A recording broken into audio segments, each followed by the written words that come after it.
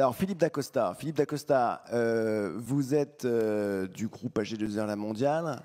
Bah, c'est vrai que vous avez quand même beaucoup de casquettes. On est obligé d'en parler quand même.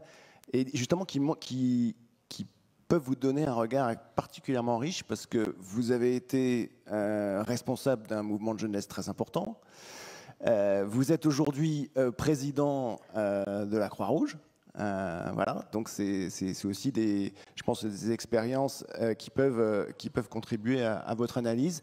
Et je crois que dans la préparation, j'en suis même sûr, puisqu'on l'a fait ensemble, la préparation, vous avez souhaité, au fond, parler de comment justement AG2R La Mondiale, groupe de protection sociale, se transforme, évolue pour faire face, pour essayer de prendre en compte les différentes évolutions de cette société du vieillissement. Oui, merci Pierre. On aura 3 petites planches qu'on va passer au fur et à mesure pour illustrer mon propos. Le groupe AG2R La Mondiale, c'est donc un groupe paritaire et mutualiste, membre de la fédération Agir Carco.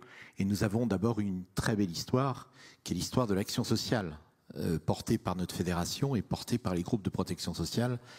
La particularité parmi les groupes de protection sociale d'une autre, c'est son ancrage dans les territoires, j'ose même dire dans les terroirs de France, qui fait de nous des actions de proximité portées par des acteurs de terrain que vous rencontrez au quotidien.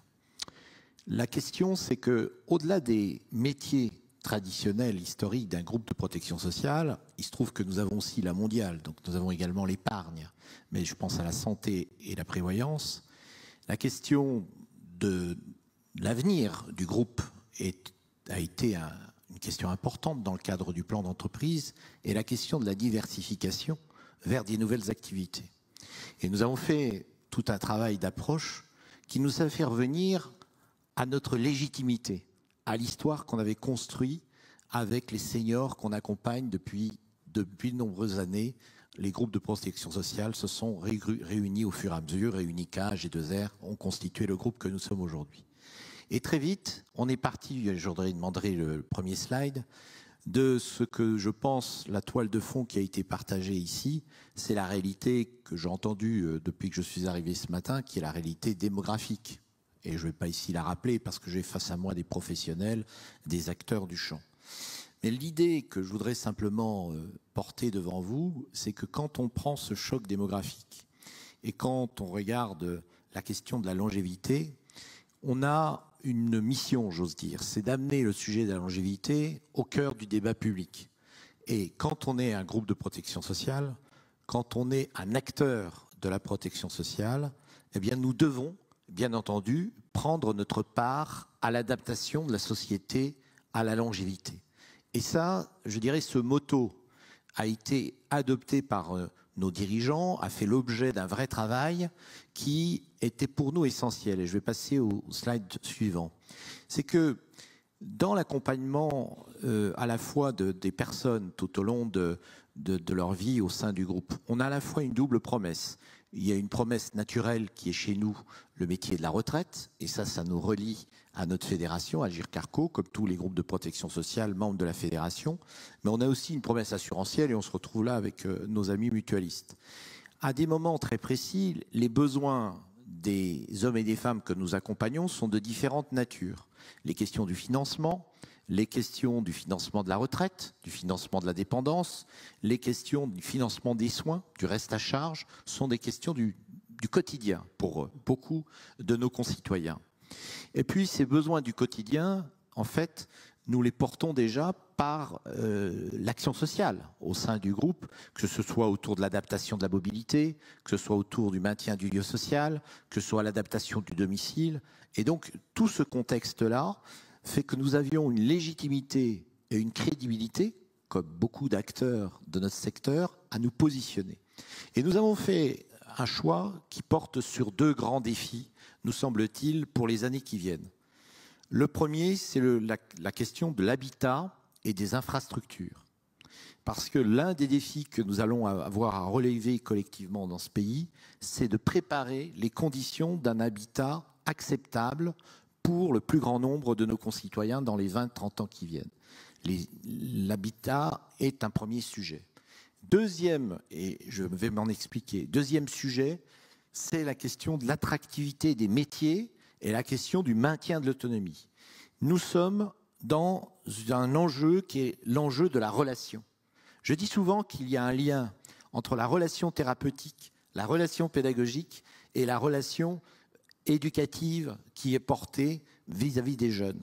Derrière la notion de relation se jouent les métiers du care, les métiers du soin que nous avons en quotidien dans nos relations. Il se trouve que, par ailleurs, les branches de l'aide à domicile sont, pour beaucoup d'entre elles chez nous, et ceci nous amène à avoir une histoire de relations toute particulière. Alors j'en viens justement à ce choix, et je termine par ma dernière planche, qui est quelle a été la démarche que nous avons menée avec les administrateurs et avec les dirigeants du groupe. Je vous demande de passer la troisième, voilà. Que vous avez ici l'idée qu'un groupe de protection sociale, comme AG2R La Mondiale, se doit d'avoir un positionnement ambitieux qui doit tenir compte du fait que nous avons aujourd'hui chez nous plus de 5 millions de seniors et que l'enjeu est d'abord dans la proposition d'un continuum de solutions qui va du maintien à domicile à un habitat senior adapté. Ça veut dire quoi?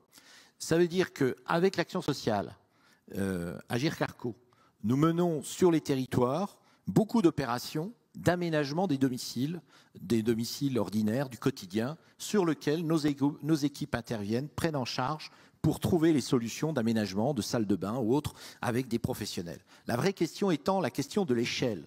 On a énormément de mal au niveau du national aujourd'hui d'avoir des acteurs capables d'offrir une réponse en matière de services sur l'ensemble du territoire. Il va y avoir un besoin de changement d'échelle sur l'adaptation du domicile parce que ce que demandent les Français, c'est le maintien à domicile, c'est de rester chez soi. C'est un élément central. Deuxième élément de cette continuité, c'est d'offrir des formes d'habitat qui soient des formes d'habitat diversifiées. Encore, par notre action sociale, nous avons expérimenté par des fondations sur les territoires, des formes d'habitat alternatif, intergénérationnel, sur du béguinage, sur des solutions qui, dans les régions aujourd'hui, sont à l'œuvre. La question étant le changement d'échelle de ces expérimentations que nous menons en Alsace, dans le sud, dans l'ouest, peu importe, mais nous avons aujourd'hui une attente de formes d'habitat intergénérationnel dans lequel des actifs sont prêts à partager des formes collectives avec des habitats individuels, évidemment. Et là, l'habitat va, je pense, dans le pays, évoluer profondément. En plus, avec la nouvelle loi sur l'emprise foncière, les habitats historiques vont devoir être réaménagés. Deuxième enjeu pour nous, c'est l'enjeu des résidences services seniors et des résidences autonomie. Le groupe a fait le choix, au mois de juin, dans cette stratégie, d'acquérir Domitis, qui est un acteur majeur des résidences services seniors. 120 résidences services seniors sur le territoire national. La Mondiale, qui est notre mutuelle, est devenue majoritaire.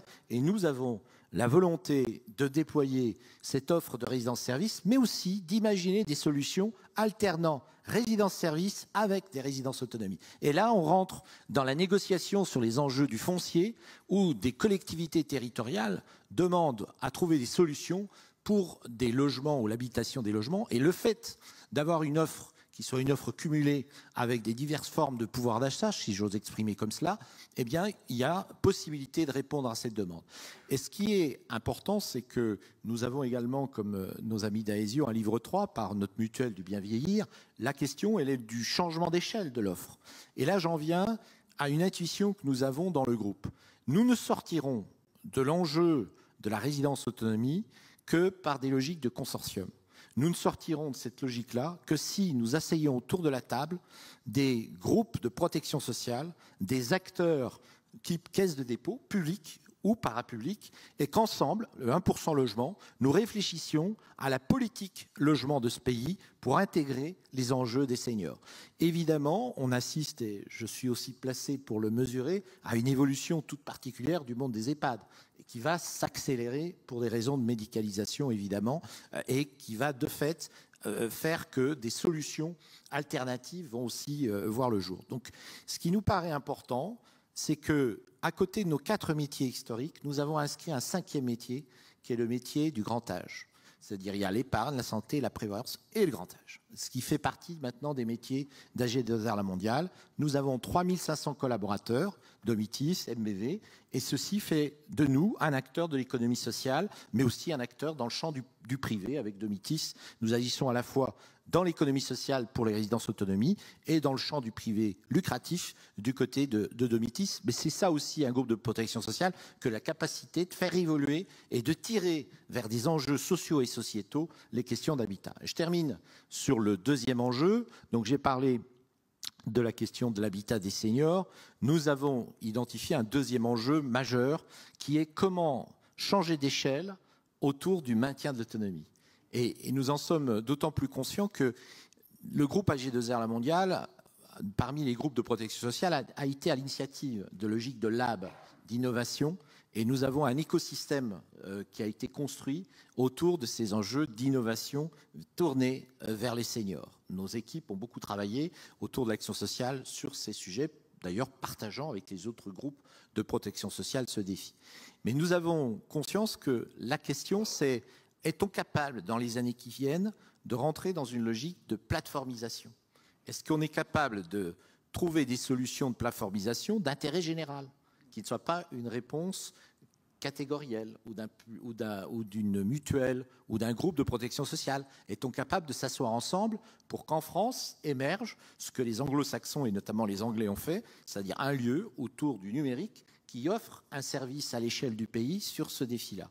Sur les métiers du care manager, est-on capable de réfléchir ensemble sur ce métier du care manager, qui est pour nous une deuxième piste de réflexion sur lequel nous sommes en train d'avancer?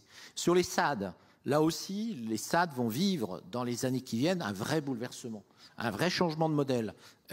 On est avec d'autres méthodes d'intervention. Là aussi, l'accompagnement des acteurs qui aujourd'hui portent les SAD dans le changement d'échelle, nous considérons qu'un groupe de protection sociale et nos dirigeants le pensent fortement, côté conseil d'administration comme nous au niveau de l'exécutif, que c'est un vrai sujet pour les années qui viennent. Et je terminerai sur cette question du maintien de l'autonomie par le fait qu'il y a une relation très forte entre ce que je vous ai donné comme l'axe habitat et la question du maintien de l'autonomie. Ces deux leviers sont les leviers aujourd'hui majeurs du défi de l'autonomie.